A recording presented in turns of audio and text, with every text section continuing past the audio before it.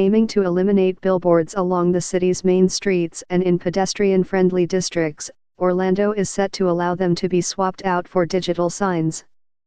The City Council is slated to approve what it's calling the Digital Billboard Exchange Program on Monday, through which companies could erect changing digital billboards in exchange for tearing down single-subject signs along major arteries. The idea is that we're reducing sign clutter overall in the city by concentrating where it makes sense, said Chief Planner Jason Burton. However, anti-billboard advocates argue digital signs can distract drivers, making the roads they loom over less safe, and the city could have required more billboards torn down in each swap. The biggest thing is safety, said Bill Johnson, a Clearwater City Council member and president of Citizens for a Scenic Florida.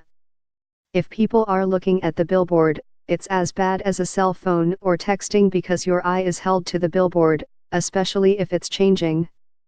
Burton said the city has protections in place to make digital billboards as safe as possible, such as limiting how frequently they can change no faster than every 8 seconds and prohibiting moving images. Jason King, spokesman for Clear Channel Outdoor, one of Orlando's major billboard companies, called the program a natural evolution of an earlier effort that city officials say resulted in 22 static billboards coming down.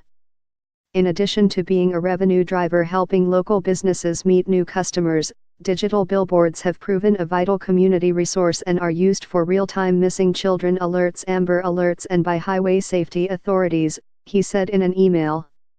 City code generally prohibits digital billboards, but this would provide an exception. In addition to reducing the number of billboards overall, it aims to shift them toward major roadways and away from neighborhoods. The program identifies 8 corridors where digital billboards could be erected, including Colonial Drive, Orange Blossom Trail, John Young Parkway, International Drive, and Cimarron Boulevard. To build a digital billboard in one of those areas, companies would be required to remove 4 times as much advertising space worth of static billboards, with at least half of it in the same corridor. The city also has specifically targeted 16 static billboards in its main street districts for removal, which Burton jokingly called a hit list.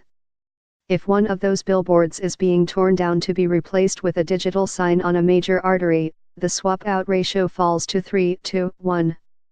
He said the goal is twofold: to reduce visual clutter in the city's shopping and dining districts, like Ivanhoe Village and College Park, and encourage development on underused lots where billboards currently stand. In Mills 50, billboards in the crosshairs include one near Colonial Drive and Mills Avenue, behind the Walgreens. Another is just north of Weber Street, between Wally's Liquors and Rise Above Tattoo. If approved, the program would also allow animated, projected images on walls and sidewalks downtown.